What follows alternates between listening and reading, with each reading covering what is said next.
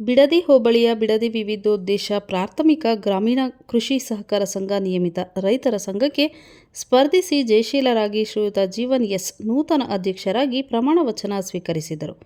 ಹಾಗೂ ಹಿಂದುಳಿದ ವರ್ಗದ ಎ ಮೀಸಲು ಸ್ಥಾನ ನೂತನ ಉಪಾಧ್ಯಕ್ಷರಾಗಿ ಕೆ ಬಾಲಕೃಷ್ಣರವರು ಪ್ರಮಾಣ ವಚನ ಸ್ವೀಕರಿಸಿದರು.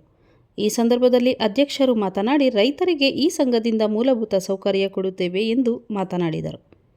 ಇನ್ನು ಈ ಸಂದರ್ಭದಲ್ಲಿ ಕಾರ್ಯಕರ್ತರು ಪಟಾಕಿ ಸಿಡಿಸಿ ವಿಜಯೋತ್ಸವ ಆಚರಿಸಿದರು.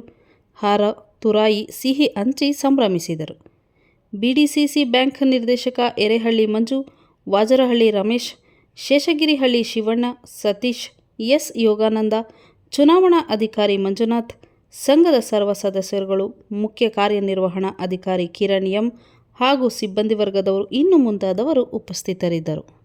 ಇವತ್ತೇನು ನಾನು ಅಧ್ಯಕ್ಷ ಆಗಿದ್ದೀನೋ, ಕಳೆದ ಬಾರಿನೂ ನಾನು ಒನ್ ಆಫ್ ದ ಡೈರೆಕ್ಟರ್ ಆಗಿದೆ. ಸೀನಿಯರ್ ಮೋಸ್ಟ್ ಮೇಲೆ ನಮ್ಮ ಬಾರಣಾದಿಯಾಗಿ ಎಲ್ಲ ನಾಯಕರಿಂದ ಅವಕಾಶ ಕೊಟ್ಟಿದ್ದಾರೆ. ಅವ್ರು ಕೊಟ್ಟಂಥ ಅವಕಾಶ ನಾವು ಸದುಪಯೋಗಪಡಿಸ್ಕೊಂಡು ಅವರು ಏನೇನು ಅಂದ್ಕೊಂಡಿದ್ರು, ಅಂದರೆ ನಮ್ಮ ಮನಸ್ಸಲ್ಲಿ ಏನಿದೆ ಅಂದರೆ ಹೋದ್ಸರಿ ನಮ್ಮದೊಂದು ಬಾಡಿ ಇತ್ತು. ಆ ಬಾಡಿಯಿಂದ ಇನ್ನೊಂದಷ್ಟು ಕೆಲಸ ಮಾಡಬೇಕು ಅಂತಿದ್ದು.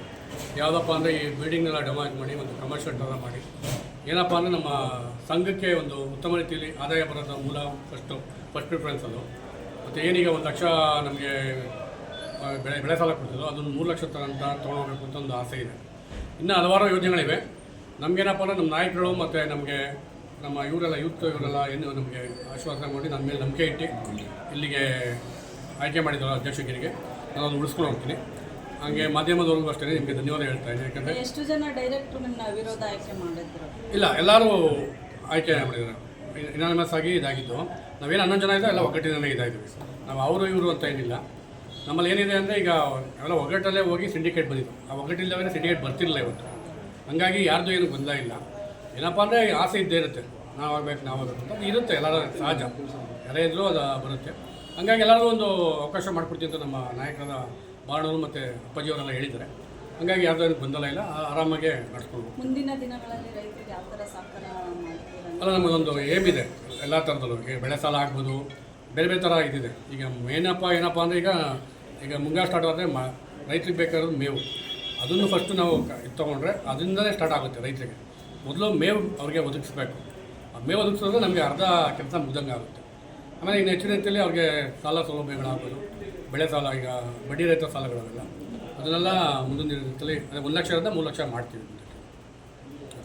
Thank you. ನನ್ನನ್ನು ಉಪಾಧ್ಯಕ್ಷರಾಗಿ ಆಯ್ಕೆ ಮಾಡಿದ್ದಾರೆ. ನಾವು ಏನು 11 ಜನ ಸಿಂಡಿಕೇಟ್ ಇದ್ದೀವಿ, ಎಲ್ಲ ಅಧ್ಯಕ್ಷರುಗಳೇ ಎಲ್ಲ ಉಪಾಧ್ಯಕ್ಷರುಗಳೇ 11 ಜನ ಒಟ್ಟಾಗಿ ನಾವು ಕೆಲಸ ಮಾಡಬೇಕು ಅಂತ ಆಸೆ ಪಟ್ಟಿದ್ದೀವಿ. ಅದೇ ರೀತಿ ಹೆಚ್ಚಿನ ಸ್ವಲ್ಪ ಜವಾಬ್ದಾರಿಯನ್ನು ನನಗೂ ಕೊಟ್ಟಿದ್ದಾರೆ, ನಮ್ಮ ಬಾಬಣ್ಣವ್ರಿಗೂ ಕೊಟ್ಟಿದ್ದಾರೆ. ನಮಗೆ ಉಪಾಧ್ಯಕ್ಷರಾಗ್ತೀನಿ ಅಂತ ಕೂಡ ಕನಸಲ್ಲಿ ಅಂದ್ಕೊಂಡಿರಲಿಲ್ಲ. ಎಲ್ಲ ಮುಖಂಡರು ಸೇರಿ ನನ್ನ ಉಪಾಧ್ಯಕ್ಷ ಮಾಡಿದ್ದಾರೆ. ಅವರಿಗೆ ಮೊದಲಿಗೆ ನನ್ನ ಕೃತಜ್ಞತೆಗಳು ತಲುಪಿಸ್ತೇನೆ. ಅದೇ ರೀತಿಯಿಂದ ರೈತರಿಗೋಸ್ಕರ ಬ್ಯಾಂಕ್ ಇರೋದು, ರೈತರಿಗೆ ಅನುಕೂಲ ಏನೇನು ಬೇಕೋ ಅದನ್ನೆಲ್ಲ ಖಂಡಿತ ಕೂಡ ನಾವು ಮಾಡ್ಕೊಡ್ತೀವಿ ಅಂತ ಈ ಇದರಲ್ಲಿ ನಾವು ಆಶ್ವಾಸನೆ ಕೊಡ್ತೀವಿ. ಒಂದೇ. Thank you.